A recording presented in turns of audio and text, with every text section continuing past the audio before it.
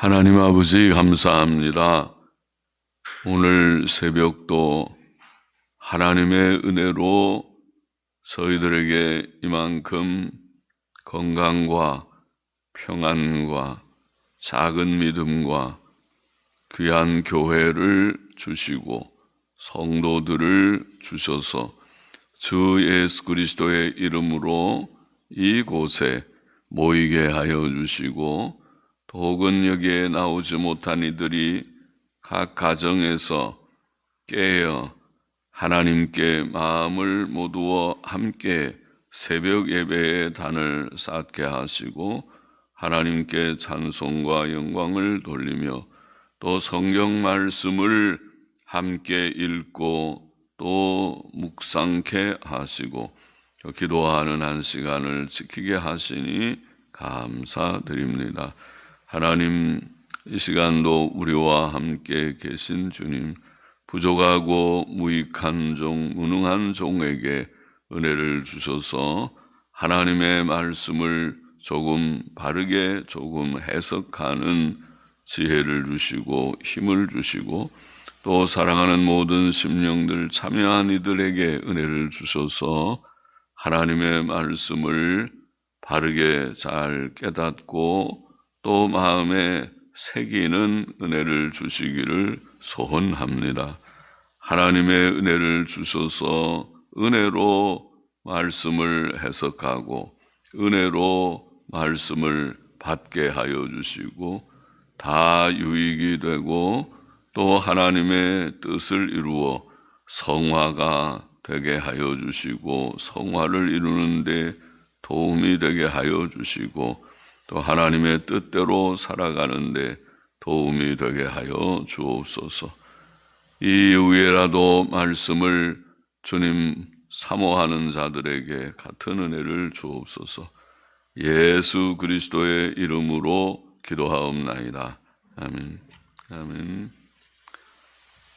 시편 1편은 우리가 중요한 교훈이었습니다. 복 있는 사람. 시편의 서론과 같고 결론과 같아 보이는 말씀이다 그랬습니다.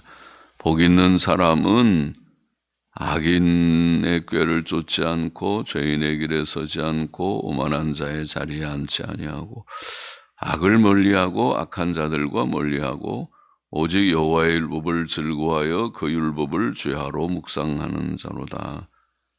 늘 하나님 말씀 좋아하고 그것을 죄하로 묵상하는 규칙적으로 말씀 읽고 하는 그런 자가 복 있는 자다.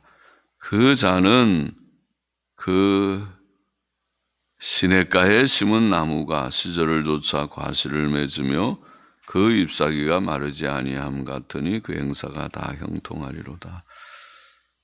악인은 그렇지 않으며 악인은 심판을 바람에 나는 겨와 같도다. 악인이 심판을 견디지 못하고 의인의 회중에 들지 못하리로다. 대저 의인의 길은 여호와께서 인정하신 악인의 길은 망하리로다. 의롭게, 지금 복 있는 사람은 의롭게 사는 사람이라는 말씀이죠. 의롭게 사는 자를 하나님께서는 아시고 인정하시고 악인의 길은 망한다. 귀한 시편의 내용이고 또 교훈이고 귀한 교훈이고 우리가 잘 아는 시고 교훈이지만 중요한 교훈인 줄 믿습니다. 마음에 새기면 좋겠습니다. 이 편은 메시아 예언시라고 우리가 말하는 것입니다. 시편에는 메시아 예언시들이 여러 있습니다. 1절 보십시다. 어찌하여 열방이 분노하며 민족들이 허사를 경영하는고 세상의 군왕들이 나서며 관원들이 서로 꾀하여 여호와와 그 기름 받은 자를 대적하며 우리가 그 맨 것을 끊고 그 결박을 벗어버리자 하도다. 어찌하여 열방이 분노하며 분노한다는 말, 분노하다는 말은 소란하다, 격분하다 이런 뜻입니다. 분노라는 말도 있고 소란하다는 말도 있습니다. 이 세상의 왕들과 관원들, 정치가들이죠. 세상 정치가들이 서로 꾀하여 여호와 하나님과 그의 기름 부음 받은 왕을 대적하며 하나님의 통치를 속박으로 여기며 그에게서 벗어나기를 원한다고 그렇게 표현되어 있습니다. 악인들은 당을 지어 서로 악한 사람들끼리 힘을 합쳐서 하나님을 대적하는 일을 하지만 그들의 모든 계획은 헛될 것이다. 세상은 어떻게 보면 하나님의 나라와 하나님의 나라를 대적하는 자들의 세력과의 다툼과도 같습니다. 이 시편은 예수 그리스도께 그대로 이루어졌습니다. 유대의 종교 지도자들과 헤롯 왕과 로마 총독 빌라도 다 함께 힘을 합쳐서 하나님의 보내신 메시아를 대적하고 하나님을 대적하고 메시아를 대적하고 그를 마침내 십자가에 못 박아 죽이는 일을 이루었습니다. 물론 유대 종교 지도자들이 계획한 일이지만은 그 일이 이제 빌라도의 판결에 의해서 확정되어 예수님을 십자가에 못 박아 죽였습니다. 사도 베드로는 사도행전 4장에 증거하기를 과연 헤롯과 본디오 빌라도는 이방인과 이스라엘 백성과 합동하여 하나님의 기름 부으신 거룩한 종 예수를 거슬러 하나님의 권능과 뜻대로 이루려고 예정하신 그것을 하나님의 권능과 뜻대로 이루려고 예정하신 그것을 이렇게 표현했습니다. 그러니까 이 십자가의 처형, 십자가에 못 박아 죽이는 일은 악한 일이지만 결국 그 일도 하나님의 뜻을 이루는 일이 됐습니다. 대속사역이라고 하는 뜻을 이룹니다. 하나님의 뜻, 권능과 뜻대로 이루려고 예정하신 그것을 행하려고 이 성에 모였나이다. 그렇게 말했습니다. 악한 자들은 하나님의 통치를 부정하고 그의 보내신 메시아를 대항하였지만 그러나 그들의 계획은 실패할 수밖에 없었습니다. 하나님의 뜻이 그로서 다 이루어질 것입니다. 4절 보시다. 하늘에 계신 자가 웃으시며 주께서 저희를 비웃으시리로다. 그때의 분을 바라며 진노하사 저희를 놀래어 이르시기를 내가 나의 왕을 내 거룩한 산 시온에 세웠다 하시리로다. 하늘에 계신 자가 웃으시며 하나님께서는 하늘에 계신 하나님, 하늘에서 온 땅과 거기에 있는 왕들을 다 보시고 다스리시는 하나님, 참 왕이시죠.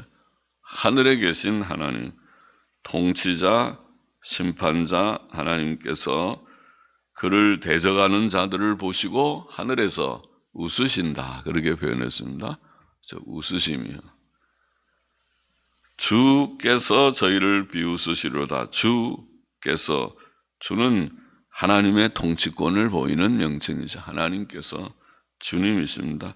통치자 하나님께서 그들을 비웃으실 것이다. 웃으시고 비웃으실 것이다. 가소롭다고 우리가 말하죠. 하나님께서 보실 때에 인간의 모든 행위들, 하나님을 대적하는 자들의 모든 행위들이 가소롭다. 왜? 하나님께서 너희가 그렇게 해도 이기지 못해. 그렇게 하도 다 실패하고 말 것이다. 보라, 조금만 기다려봐라. 그렇게 하시는 거죠. 하나님께서는 그때의 분을 바라며 진노하셔서 그들을 놀라게 하실 것이다. 그렇게 표현합니다. 하나님께서는 긍휼과 사랑이 풍성하신 자이시지만은 또한 그를 대적하고 악을 행하는 자들에게 분노하시는 자이십니다. 그는 엄위하신 하나님이십니다. 그가 노하시면 모든 사람은 다 놀라며 두려워할 것입니다. 다 놀라고 두려워할 것입니다. 하나님께서는 그들을 놀라게 하시며 저희를 놀래어 이르시기를 놀라게 하시며 이르시기를 내가 나의 왕을 내 거룩한 산 시온에 세웠다. 말씀하실 것이다. 원문에는 내가 히브리 말은 아니 혹은 아노키 내가라는 대명사인데 여기 아니 내가라는 말이 보통 때는 내가라는 말 안 써도 된다고 그랬죠. 히브리 말에는 그 동사에 다 그게 격이 붙어 있어서 동사의 어미 끄트머리가 어미가 변화되면서 어미라고 말하죠. 말끝이 변화되면서 인칭을 다 말합니다. 3인칭, 2인칭, 1인칭. 그가 또 네가, 내가 그렇게 다 변화를 하는데 그래서 내가 하면은 동사가 끝에가 이하고 변합니다. 그 다음에 네가 하면 카 히브리 말로는 카.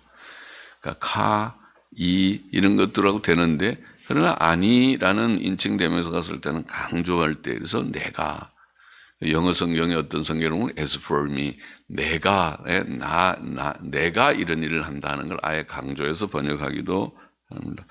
그러니까 내가 나의 왕을 내 거룩한 산 시온에 세웠다. 참 세상의 정치가들은 하나님을 대적하기 위해서 유대 종교 지도자들 헤롯 왕 또 본디오 빌라도 총독 다 합작해서 메시아를 대적하는데 하나님께서 하늘에서 웃으시고 비웃으시며 내가 나의 왕을 너희가 대적하는 나의 왕을 내 거룩한 산 시온에 세웠다. 그렇게 말씀하시는 것입니다. 나의 왕을 하는 말은 사람들에 의해서나 사람들의 혈통에 따라서가 아니고 하나님께서 뜻 가운데 세우시는 왕이다. 메시아는 하나님의 작정과 뜻을 이루시는 왕이다. 그것을 보입니다. 메시아께서는 하나님의 권위를 가지시고 하나님의 영광을 위하여 하나님의 일을 행하실 하나님께서 친히 세우시는 왕이십니다. 내가 나의 왕을 내 거룩한 산 시온에 내 거룩한 산 시온은 하나님께서 구별하신 예루살렘이지요. 예루살렘을 가리킵니다. 하나님께서는 그 산을 구별하여 내 거룩한 산 거기에 하나님께서 거하신다. 예루살렘에 거하시고 성전에 거하신다. 하나님께서 그의 왕 메시아를 그곳에 예루살렘에 세우신다는 말씀은 메시아의 부활과 메시아의 재림을 가리킨다고 보입니다. 부활과 재림. 그들은 예수님을 십자가에 못 박아 죽였지만은 하나님께서는 메시아를 부활시키셔서 다시 예루살렘에 굳게 그것을 증거하시는 그런 일을 하십니다. 예수님의 부활, 예수님의 재림. 예수께서는 육체로 그곳에 오셨고 예루살렘에 입성하셨고 거기에서 십자가에 처형을 당하셔서 예루살렘에서 북문 밖에서 그런 처형을 당하셨지만은 그러나 부활하심으로 자신의 부활을 확증하여서 예수님이 하나님의 아들 그리스도이심을 증거하여 줬습니다. 주와 그리스도이신 것을 확증하셨습니다. 그것이 예루살렘에서부터 시작됐어요. 예루살렘과 온 유다와 사마리아와 땅끝까지 이 복음이 증거되게 예루살렘에서부터 시작돼서 증거죠. 그러니까 그들은 메시아를 죽였지만은 하나님께서는 메시아를 예루살렘에서 확증하셔서 내가 내 왕을 거기에 세웠다. 그렇게 말씀하십니다. 또 그의 복음이 예루살렘으로부터 온 땅에 전파될 것이고 장차 재림으로 온 세상을 심판하실 것이다. 그러니까 주의 부활과 재림은 바로 악한 자들의 실패를 증거하고 있고 하나님께서 왕을 세우신다고 하는 하나의 이 증표가 되었습니다. 7절 보십시다. 내가 영을 전하노라. 영이라는 말은 여기서 작정, 하나님의 작정, 왕들의 어떤 칙령, 하나님의 작정이라는 말이 좋아 보입니다. 시편 저자는 하나님의 작정을 전합니다. 내가 영을 전하노라. 여호와께서 내게 이르시되 너는 내 아들이라. 오늘날 내가 너를 낳았도다. 내게 구하라. 내가 열방을 유업으로 주리니 내 소유가 땅끝까지 이르리로다. 네가 철장으로 저희를 깨뜨리며 질그릇같이 부수리라 하시로다. 시편 저자가 전하는 하나님의 작정은 무엇입니까? 그는 메시아의 예표가 되어서 하나님의 말씀을 받아 전하기를, 메시아에 대해서 이게 세 가지 하나님의 작정을 예언적으로 전했습니다. 첫째로 메시아께서는 하나님의 아들이실 것이다. 뭐죠? 내가 너를 낳았다. 너는 내 아들이라. 너는 내 아들이라. 오늘날 내가 너를 낳았도다. 그래서 메시아는 하나님의 아들이시다. 내가 오늘 너를 낳았다. 오늘이 언제일까? 오늘이 몇 년도일까? 하나님께도 우리와 같이 과거와 현재와 미래가 있습니까? 하나님도 나이가 드십니까? 시간의 개념, 공간의 개념은 피조세계의 개념이 아닙니까?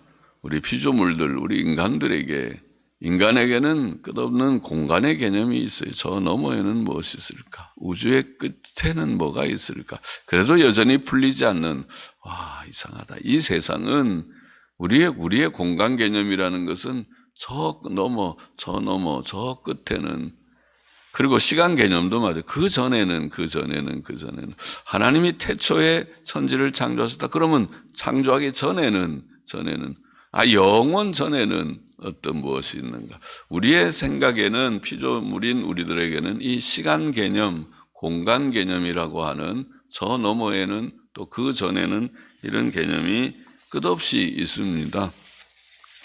그러나 그것은 우리가 깊이 생각해 보면 이것이 바로 피조성이로구나. 그러면 창조주 하나님께도 그것이 있을까? 우리가 생각할 때 아닐 것이다. 하나님은 시간과 공간을 초월하는 것일 것이다. 그렇죠? 그렇게 이해됩니다. 하나님께는 모든 것이 초월하는 일일 것이다. 그러면 시간의 개념은 오늘날 우리가 하나님은 언제 메시아를 낳으셨는가?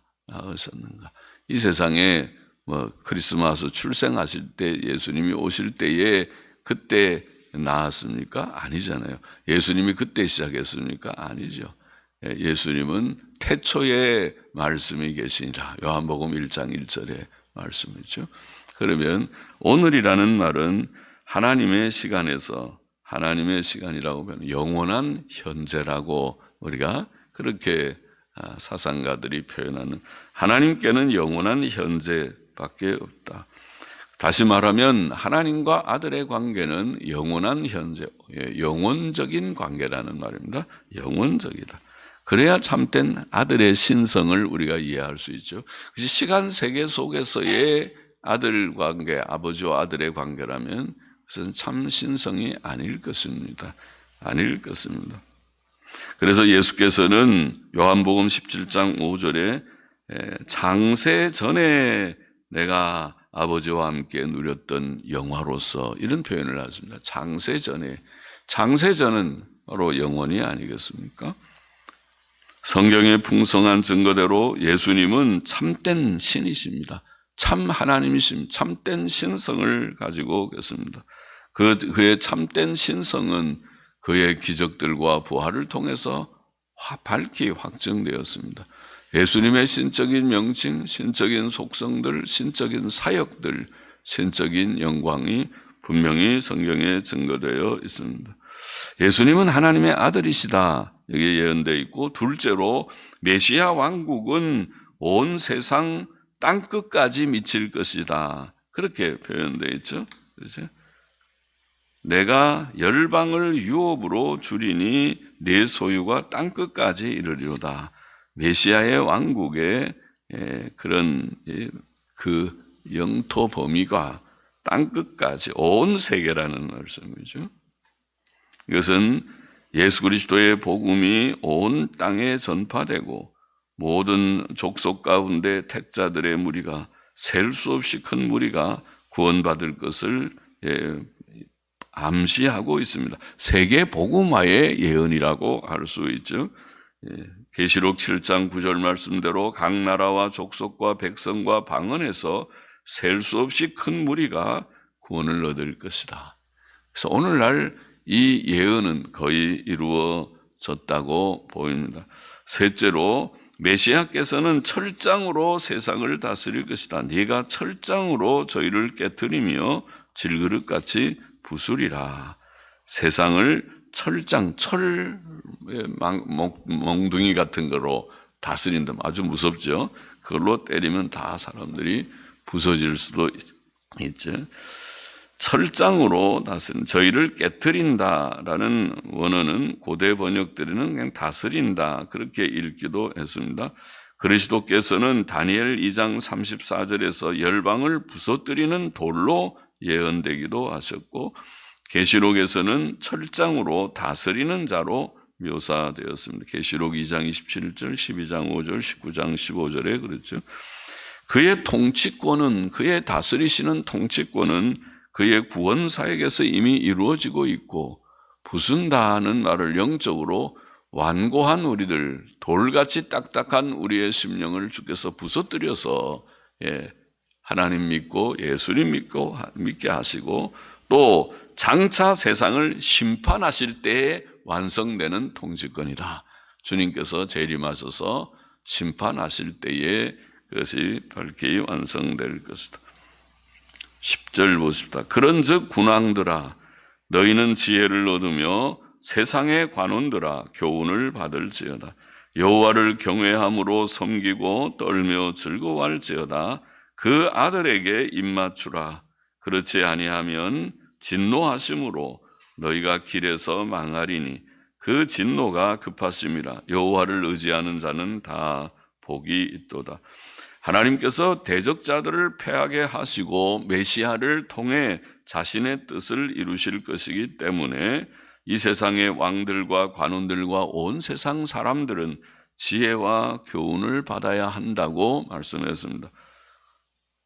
어떤 교훈? 여기에 그 교훈을 요약하면 세 가지로, 첫째, 하나님 경외하고 섬기라. 여호와를 경외함으로 섬기고 떨며 즐거워할지어다. 하나님을 경외한다, 두려워한다는 것은 인간이 하나님을 향해 가져야 할 가장 기본적인 태도입니다. 하나님은 두려우신 하나님이시죠. 우리는 하나님에 대해서 이렇게 말도 하고 글도 읽고 하지만은 생각해 보면 하나님은 창조자요, 우리는 티끌과 같은 피조물이고 또 죄악의 죄성을 가진 연약한 존재이니까 하나님 앞에 두려운 마음을 갖고 주여 하고 엎드리는 것이 합당한 우리들입니다. 그러나 그런 가운데서도 기쁨으로 그렇게 하라. 경외함으로 섬기고 떨며 즐거워할지어다. 두려움과 즐거움이 같이 공존하는 그런 경외심이라고 표현하고 있습니다. 히브리서 13장 28절도 비슷한 말씀이죠. 우리가 진동치 못할 나라를 받았은즉 은혜를 받자 이로 말미암아 경건함과 두려움으로 하나님을 기쁘시게 섬길지니라. 그렇게 말씀했습니다. 경건과 두려움과 더불어 기쁨이 있는 경외라. 둘째로 그 아들에게 입맞추라, 이런 표현을 했습니다. 그 아들에게, 세상의 군왕들과 정치가들과 백성들아, 그 아들에게 입맞추라.